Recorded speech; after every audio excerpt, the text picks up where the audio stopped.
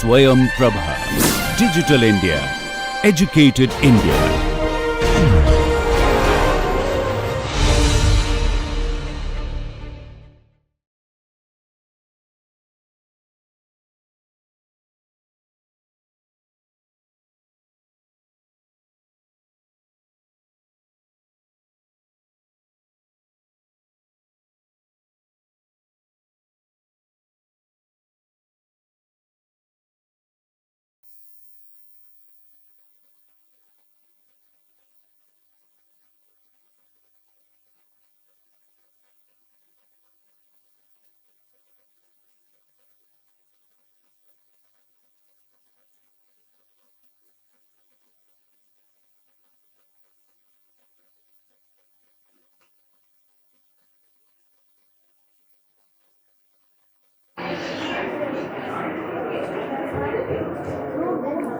Let's get started.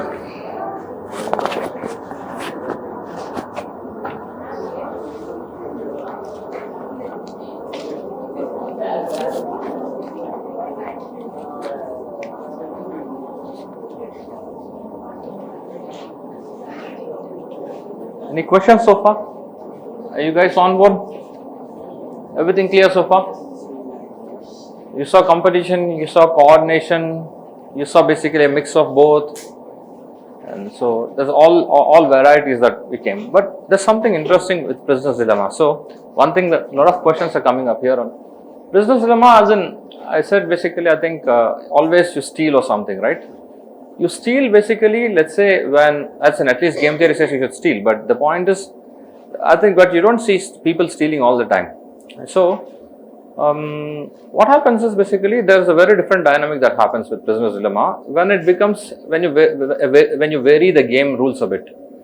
Slight change in the rules will change the equilibrium very differently. So let us say basically I heard one guy once, he went to, he's a Malaysian Tamil who is come to I think Tamil Nadu, Swami Malai or something, to order a statue. So he took a very huge statue for I would say some consecration ceremony in Malaysian temple, and then those guys cheated him.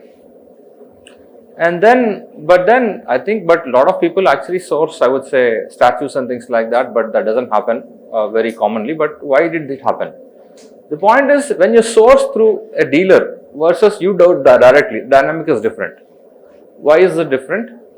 So what happens is when you kind of go and buy individually, he knows that it is only, you're going to go to him only once. So if he cheats you, he won't get hurt. But now look at a dealer.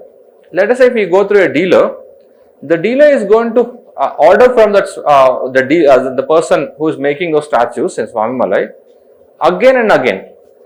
So basically he'll order one statue now, maybe in 1 month he'll put another order, and in 2 months he'll put one more. So basically it's a repeating thing. So it's not a one-shot game, it's a repeating game.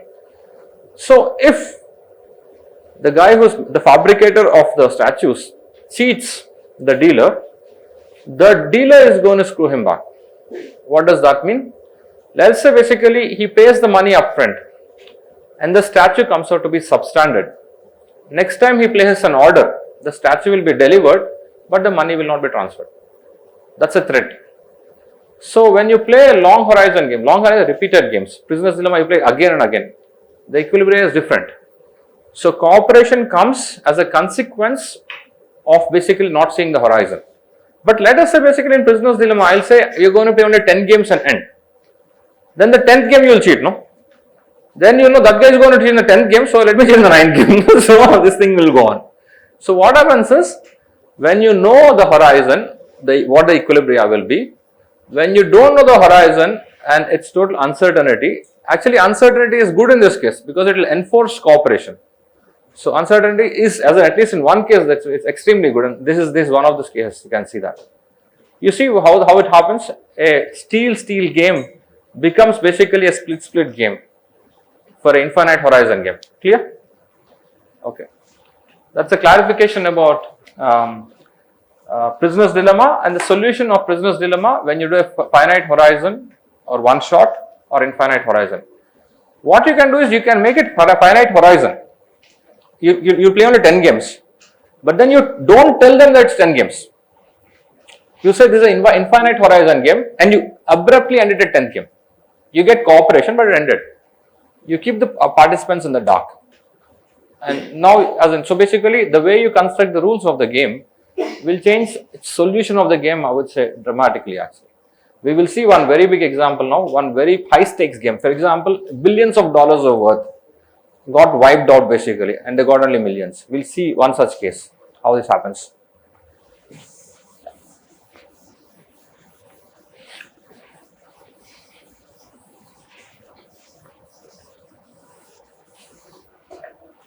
Okay, so let's continue. So basically we saw pure Nash. Basically when you actually kind of say one strategy, I'm going to take steal or split, that is, I would say that is pure Nash. But I actually asked about football, right? And I said, if I'm a goalkeeper, should I go left or right, right?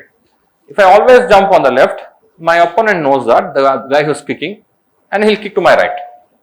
If I'm always jumping on the right, he'll do other one. So the solution to this is basically you have to mix in something. So what happens here is, let's say this is the kicker and then this is the goalie. And left right only from my perspective, let's say.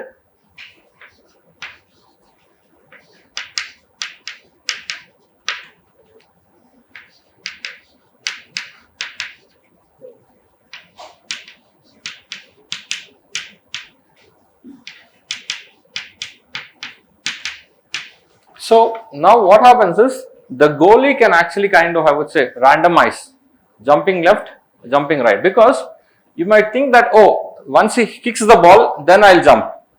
Boy, you won't have so much time. Apparently, basically, the time basically from the time the guy kicks the ball and it goes into the net, as in you cannot perceive, as in you don't have that much time to process where it's coming from and where you have to jump. So what you have to do is, around the time that you already make up your mind, I'm going to jump this way or that way, even before the ball is kicked.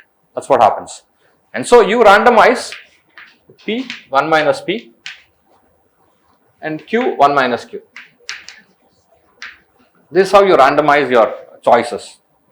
And then what happens is this guy kicks, and then this guy jumps, and then this is the payoff. So how this P and how to calculate what is the value of P? I should jump left.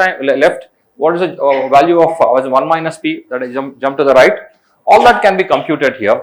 So that basically you make him indifferent to either of them. We'll not do the computation, but you should know that there's something like this, where you don't jump, you don't take one strategy like the prisoner's dilemma, but you mix some strategy to confuse your opponent.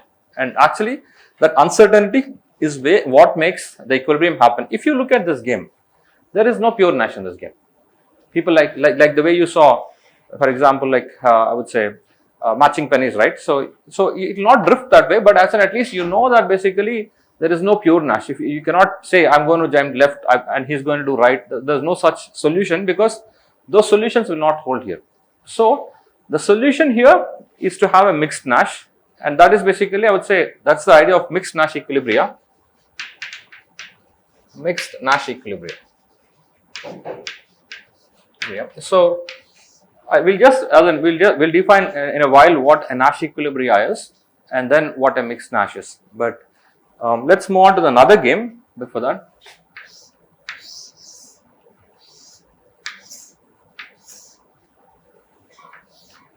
This is akin to, I would say, is a traffic signal actually.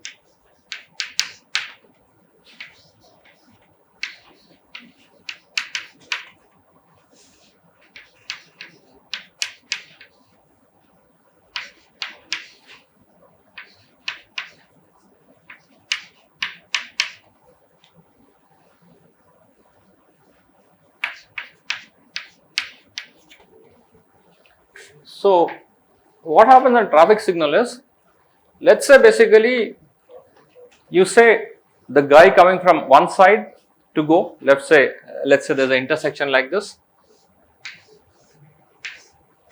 and you say basically there's a player that's going like this and a player that's going like this, let's say some reason. If you say go, there's going to be a crash and both of them are going to incur -10, -10. If you say wait, both of them are losing some time, so -1, -1. Let us say you say one player can go, 1 second, go, people. Okay, let's do this, I think. So if first player goes, I get a 1 and a 0. Let's do it this way. Okay. So in the second, in this case where basically the first player can go, the second one waits. The first player gets about 1 and the second player gets 0. Let's say you can, as in, to be precise, basically you can make this, let's say minus 1, and you can do minus, I would say wait, let's say minus 2, something like this. So now what happens here is,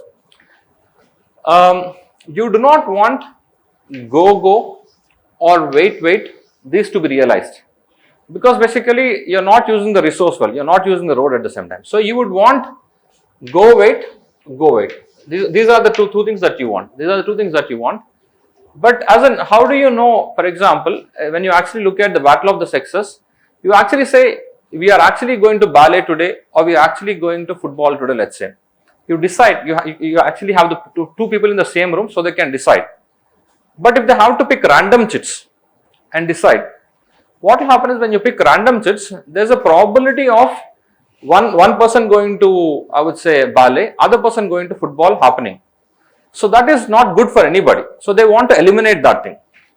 So what happens, that is exactly another version of what happens in a traffic game is basically there's one party on the other side of the road, there's the second party on this side of the road, and there's no way for them to coordinate. And now both are, it's random chits, basically either go or wait. And so there will be a case where both will pick go or both will pick wait, and that is not going to be good. So now what you do is basically, how do you solve this dilemma? How do you actually kind of make basically like these states, the go wait and wait go happen? So because you cannot do it by yourself, that is when you want a third party, and that is the role of a traffic signal. The traffic signal is the third party. At any point of time it is showing you red, you better not go. The reason is because it's probably showing someone green, and that's when basically if you actually violate, if you, let's say for example it gives you this, let's say it gives me a go and it asks you a wait, and then it's -1, but let us say for some reason you chose to switch from this thing, from -1 you go to -10. So now what happens is, once it tells you should do this, you don't have an incentive to deviate. If I tell you this, as in if the traffic signal tells you this, let's say it gives me a go, it gives you a wait, you better stick to that equilibrium or that state. If you deviate, it's going to be bad. It's almost like, as in if you actually try to, once you are given the equilibrium point, if you try to disturb the ball at the bottom of the thing, it will try to come back. Because basically I would say that is not a stable thing. So if I give you this, basically you will actually try to deviate. When you try to deviate, you will see what your payoff is. When you see your payoff is getting worse off, then you won't deviate, you will come back. Is this clear? This kind of equilibria are called correlated equilibria. This is let's call this game the traffic game, and correlated equilibria. And the notion of correlated equilibria, also this solution concept by John Aumann, got him a Nobel in I think 2004 or 2012, something like that. Yeah. So is this game clear? So you saw, I would say, we saw, for example, in prisoner's dilemma, what kind of a solution concept you have. You have a solution concept where I'll say I'm always going to play this strategy. In the case of a football kind of a thing, you cannot choose one, because basically if you choose, that is going to be bad. You want uncertainty in the game. So what you do, you mix. That is called mixed match strategy. And third thing, now we saw what happens here is basically you want eliminate some of these things. So the way to eliminate that is to bring in a third party basically, which actually tells you either you play this or you play this. It will make sure you are in this box or this box, and it will never give you both of them go or wait.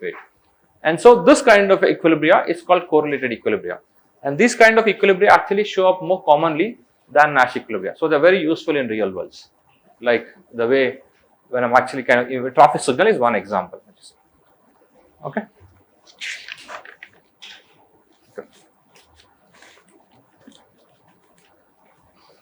Any questions so far? We'll actually go to some, I would say, some use cases of how game theory gets used. Okay. The last one I put is called modified duty contest game. Okay, now Whoever is sleeping, just wake up. So, because I want all the participation. So, here is the question. I give you a puzzle. Now, you tell me the answer. Okay. Okay. So, okay. Whoever tells me the right answer will get a dairy milk or something at the end. You can pick me after the class or something. Okay. Here is the question. So, 40 people in the room. 36. 36. Okay. Okay. I'm going to ask you 36 people. You can pick any number between 0 and 100. Include both of them, 0 and 100 also. What I'll do is, I'll take all the numbers that you say. You can pick any random randomly. I've taken your numbers. After I'll take the average of your number. Some number will come. After I take the average of the number, I'll take 2/3 of the average of the number. So far clear? And whosoever number is close to the 2/3 of the average gets the prize. $1 million hypothetically, here it's a dairy milk. So, now tell me what's your guess?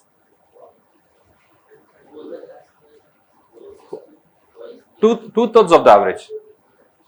2/3 of the average gets $1 million. What's your number? Why?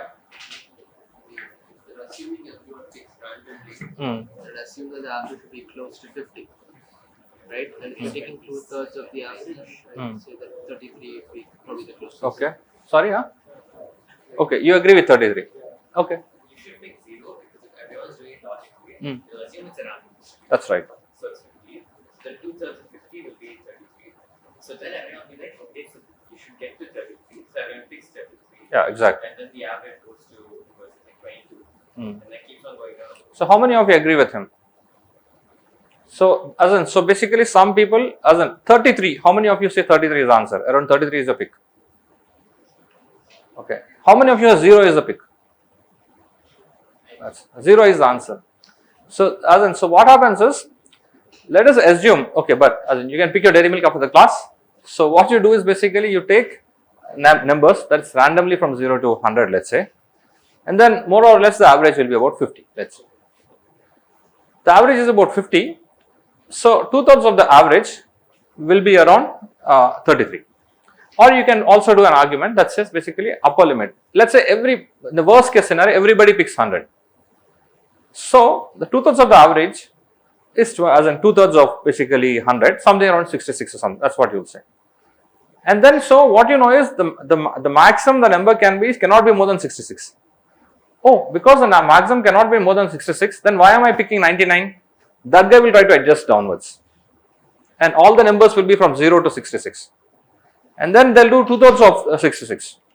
And then they'll shift again. They'll keep shifting and the interval shrinks and then converges to 0. That's right. So basically, if there are about, I would say, let's say if all of them say the same number, then it gets split by that much amount. Yeah. So the answer is 0. But do you understand why? It is not about what generally you say, okay, here is the random stuff. I would say basically 2/3 of the random, this is what it is, this is what I'm close. No. Games work very differently. First, there's a data, you reason on the data and you take, let's say, you make an estimate. Then if this happens, basically, then what will happen is you'll ask, if I am so smart to think like that, the other people are also equally smart to think this way, and then they'll adjust, and then you'll adjust, and they will adjust, and you'll adjust, and then this goes on. So this is not just one; it's basically hierarchy. You'll say basically what I am thinking. If I am thinking this way, the other person is going to think that way. If other person is going to think this way, what am I going to do? So the other person is going to reason like me. So I'm going to do some. You get the idea, right? So it's just more complicated than just, I would say, kind of trying to just compute the average of this thing and just look at the 2/3. Yeah. Do you see the difference? You're with me? Okay, perfect then. Okay, next. Yeah. Okay, Nash equilibria. So let's look at, I would say, let's go back to prisoner's dilemma. So what happens is, let us say, for example, for some reason, you are in some equilibria. Let's say, for example, let's say some point. Let's say basically your playing is basically, let's say your action is A1. Let us say I am the ith player and my action is A1, and the jth player action is A2 or something, or let's say my action set is, I would say, let's say denoted by A's, and your action set is denoted by B's, let's say. And let's say for some reason we are in, I picked AI as my choice and you picked BJ as your choice. Okay, as in AI can be steal, BJ can be steal. But let's say this. When I'm doing this, let us say basically I got paid something, right, at the end of the game. Once we realize something, when I steal something, when he also plays steal, then I got something, that's 0. When we split, we got 20-20. So these are the payoffs. So that I'll replace basically, let's call this a payment function. Okay. What is the payment that I will get? I as I. When I play AJ, you play BJ. Okay. Is this clear what I am writing here? This is the payment I will get when I play AJ and my opponent plays BJ. Okay. Now what you do is basically, I will say, I will not play, basically though it's AI, I will not play AI. I will remove AI and play something else. Let us call that, let's say A tilde or something. A tilde is what I will play. A tilde is something other than other than AI. Let's say basically all the action set basically can be, let us say something like, I would say A1, A2, so on up to AI, and so on up to, let's say, AN. So now what I'll do is, initially I'm playing this, but I'm just removing this and I can play anything else. This is a complement of whatever that is, AI. So what you do is basically, now I play this, and then B continues to play whatever it's playing. Then what happens is, let us say this is the payment that I get for this. Now let us say from me changing the strategy from AI to something other than AI, if this payment that I am getting is strictly less or less than equal to, let's say strictly less for now, this, then what this means is, if I am switching my strategy from AI to anything other than AI, I am going to be worse off. Are you with me?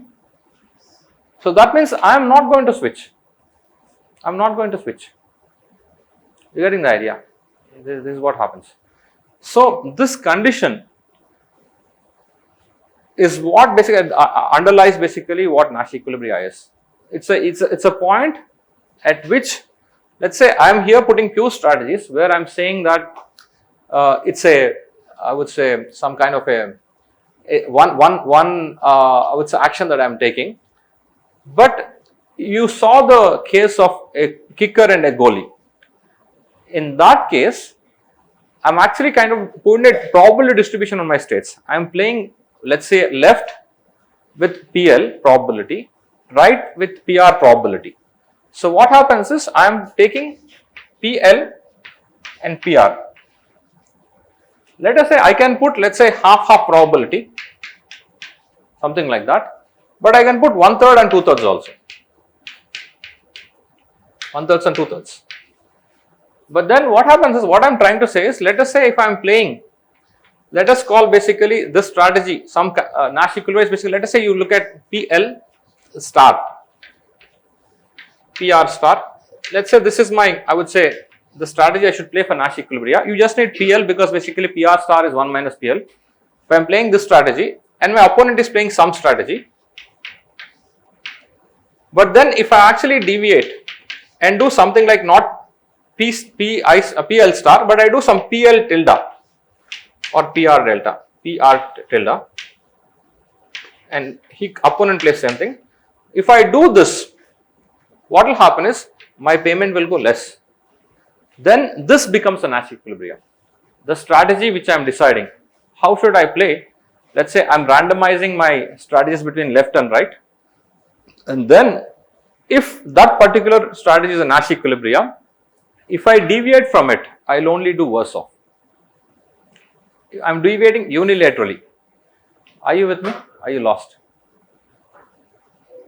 So what I did was, I said, let us say for example, if you look at, let us go back to prisoner's dilemma. Let's say this is split, this is steal. This is split, this is steal. Let us say this is P1, this is P2, split, 20, 20, steal, 0, 0. Player 1, when he steals, basically he gets a 40 and a 0 and a 0 and a 40. Now let us say for some reason we are here. I am playing steal. When I am playing steal, if I try to switch, let us say, not so for this one, if I am playing steal and if I actually try to go to split, my payoff will not go better off. For example, it can be negative in the prisoner's dilemma, but basically you can do something like this. Yeah, so it doesn't improve. But for example, if you are here and then you switch, my 40 will go to 20. So unilaterally this player P2 cannot deviate. Are you with me? Are you lost? So because similarly, if you have P1, if he is stealing at this point, let us say let's say he is in this strategy right now. Let's say if you actually unilaterally deviates, the 40 will go down to 20. So no player will unilaterally deviate. Are you lost? Are you with me? So basically this kind of, I would say, points here, basically it's called a pure Nash because basically it's selecting one state. But what happens is, if you actually look at these kind of systems where you actually can do a probability distribution on left or right and things like that, so that's called a mixed Nash. So let's not go into details of it. But what Nash equilibria says, the theorem says is, for every game, any game that you take, there is a mixed strategy Nash equilibria that exists. And that's a very important theorem. That means, irrelevant of what you guys are doing, everybody is doing independently. But what that means is, at some point of time, all of you will converge to some state, and once you reach that state, you will never deviate. That means the system has come to equilibrium. And so people have taken this for regulation in the financial markets. That you don't need any external regulator because theorems like this exist. All the players, while they are doing individually, I would say, trying to kind of work out their strategies, at some point of time, once they reach the equilibria, it is self-enforcing. That's the idea. So correlated equilibria we already saw. For example, in the traffic game, what happens? So what you want to do is, once you are told this is it, then once you are told that is a solution that you want to, that's the state that you're actually in, you don't have, I would say, a chance to unilaterally deviate. That's going to be a problem. Next. As in, before that, basically there are a lot of other concepts of equilibria, different notions of equilibria in different games, as in which we are actually kind of, I would say, as in we are not going to get into, but you got the notion of equilibria. What tends to happen is, it's some kind of an agreement, a contract. Once everybody is playing that contract, if anybody is deviating, as in they are going to do worse off. That's the idea of equilibria. Auctions. How many of you heard of auctions? Okay. What do you know by auction? What happens in auction?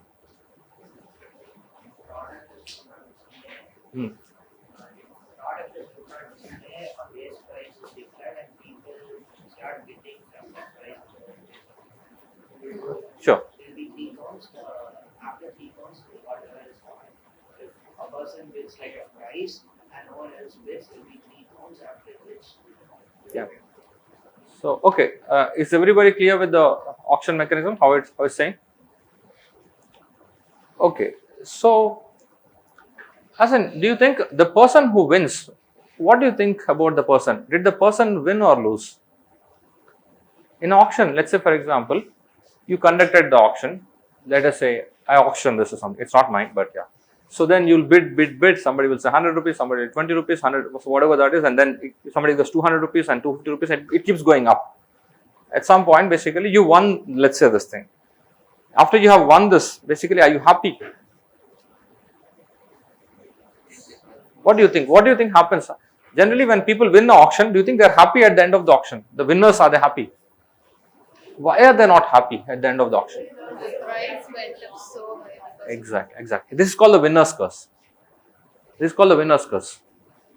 So let us say basically I take a jar and I'll put a jar of lot of coins and then I'll auction this jar.